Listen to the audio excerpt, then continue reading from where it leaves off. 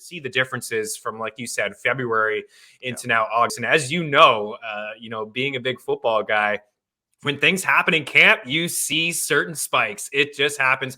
I remember Amir Abdullah years ago, Greg, when he had a great preseason run as a member of the Detroit Lions. This guy just shot up draft boards. So I got to ask you, as we transition into this, who's one of the biggest risers you've seen over the past couple months in high stakes leagues? Well, no doubt it's Julio Jones. I mean, he was on deathbed before they signed him, right? And so Julio Jones' ADP was 266. He was barely being drafted before he signed with the Bucks, and now his ADP is 140. So I mean, he has just shot up the draft boards. I'm not telling you to draft him; he could still get hurt, right? But possibility. Michael Thomas is another one, right? We just need to see him running and getting back into the flow. We have not seen him on the field in 2 years, right? His ADP was at 70 2 weeks ago. Now it's at 55. If we could see him in preseason game and running routes, I think this guy could shoot way up the draft boards. But right now he's moved up a round and a half. And so I think you'll start seeing him maybe into the 4th round if we see him in the preseason.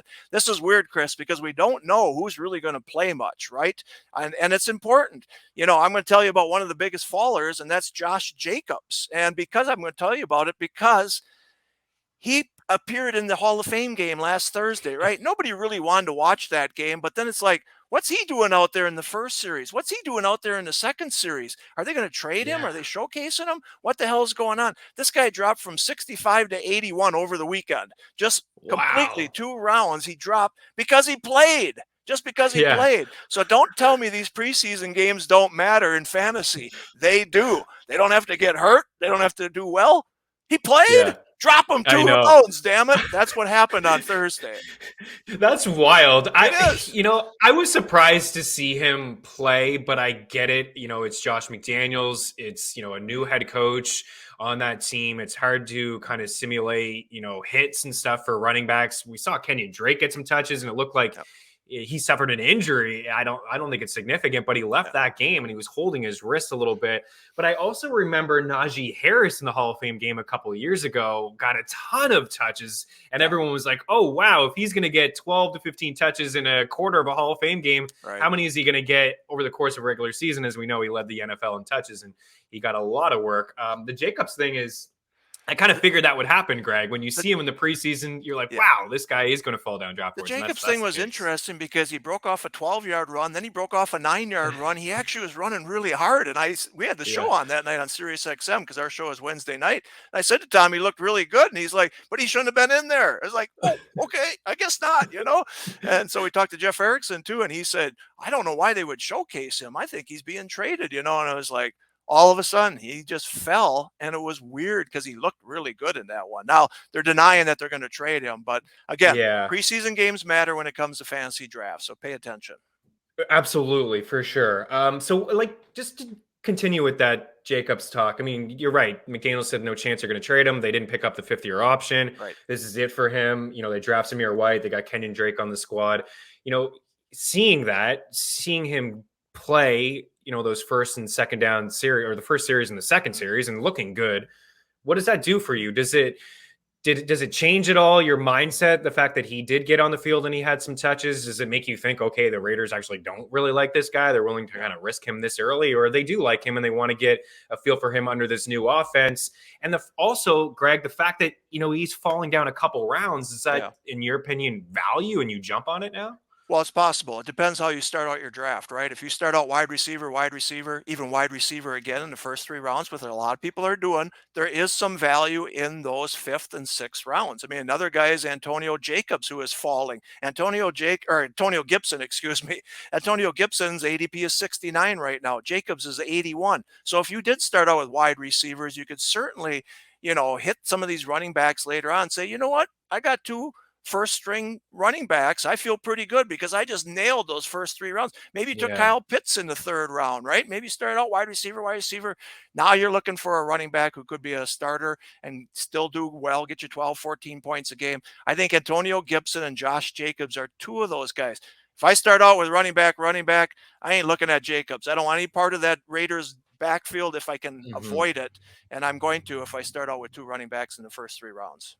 I'm a little hesitant about Gibson as well. Just like you bring in Robinson, who could be the goal line back there, and they clearly like J.D. McKissick. They wanted to bring him back as a third Yep. down pass catcher, and just a couple years removed from 80 grabs, and look, he was involved in the 2-minute drill last year as well. And Gibson, wide receiver converted running back. I don't know. Like I root for the guy. I think he's really good when he gets He the touches. was a But I think first-round pick last year. Remember that? I mean, I first-round pick he know was. I mean, I he had the was. guru John Hansen on, and he grabbed him 7th overall. It's like, whoa, and now he's Wow. going in the 6th, 7th rounds, and he is falling. He really is falling. In an auction, he goes for $5 right now. That's nothing on a $200 budget. It's surprising how far Antonio Gibson has fallen. I'm actually a buyer on Gibson at that price. I just think Yeah. the word is that he's really worked out. He wasn't in the best shape last year. He knows that they're not considering him for bell cow back. He wants to be that guy. I like an incentive for a guy that's got this kind of talent. And, I understand Brian Robinson, but I do think if Gibson can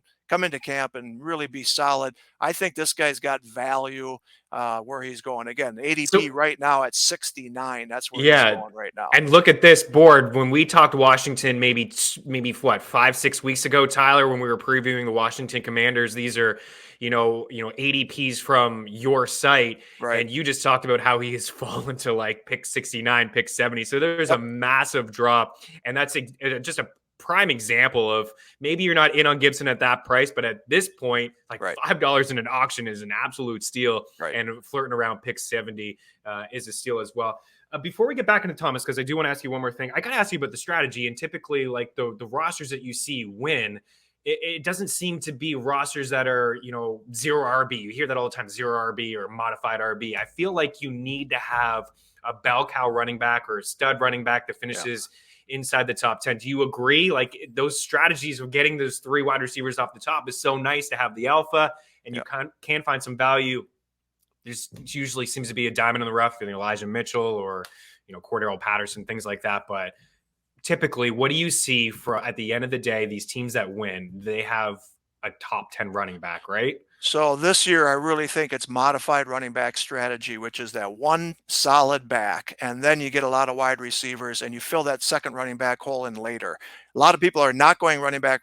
They're going running back, then maybe wide receiver, because again, you can find a second back there in round 5 or 6. But I agree with you. That one stud running back. That's why if you get Taylor in the first round, I mean, you have so many options after that. You don't need to add another running back. You really don't. This is a guy who's going to get you 22 to 23 points a game. So load up on wide receivers, find a lot of those guys. I'm calling it the modified running back strategy. Get that one bell call back if you can, and then load up on wide receivers after that. Find an RB2. You'll find an RB2 somewhere. Even in the waiver wire, you'll find an RB2. So get those other guys, but have that one stud running back this year.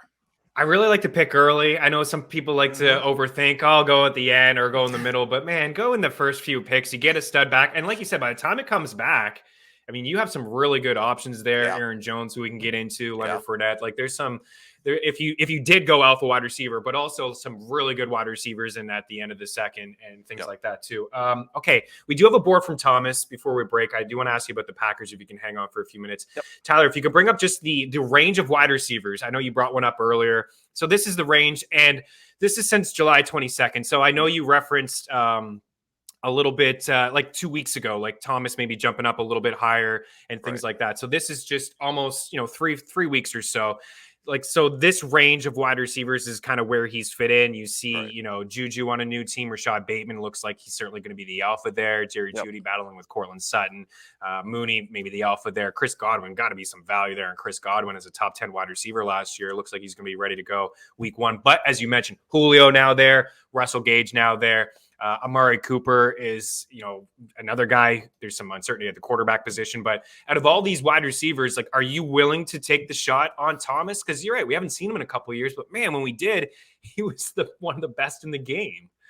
Yeah, I mean, I'm a guy who doesn't like to draft people who are already hurt. Okay, I've always said that, whether it's baseball or football. I mean, if they're already hurt, holy cow, what's going to happen when they get to the season? So Michael Thomas, I understand why everybody's on him, and he looks great. I mean, those couple of videos that we've seen, but no, I'm really not on him because I'm not drafting guys that are already hurt. I mean, Rashad Bateman out of that list, Bateman would be the one that I would be all over, and I am all over him. I love him. I loved him at the University of Minnesota. I thought the Packers were going to draft him, and they didn't get him, So I think Bateman is the guy. He's their number one, right? He's their number one right now. So I think Bateman is the top guy on that one. Thomas, I haven't seen him on the field in 2 years. I understand. I'll tell you what, I'm on Chris Olave. I really do like Chris Olave. He's going 91 right now. So, and I think Olave is pro ready. At Ohio State, he just looks so damn smooth. So I think Olave could be the leading receiver with the Saints this year. I really do. And Jameis loves the deep ball, and Olave can catch the deep ball. So I'm on Olave over Thomas, to be truthful. I don't know if there's a quarterback who had a bigger upgrade in terms of wide receivers than Jameis Winston. Like, think about who he was throwing the football to last year. Then you get Thomas, if he can stay healthy, Chris Olave, you mentioned, and Jarvis Landry as well. So Landry was a steal. They signed Landry for $3 million. Where are the Packers at that point? My goodness, $3 million.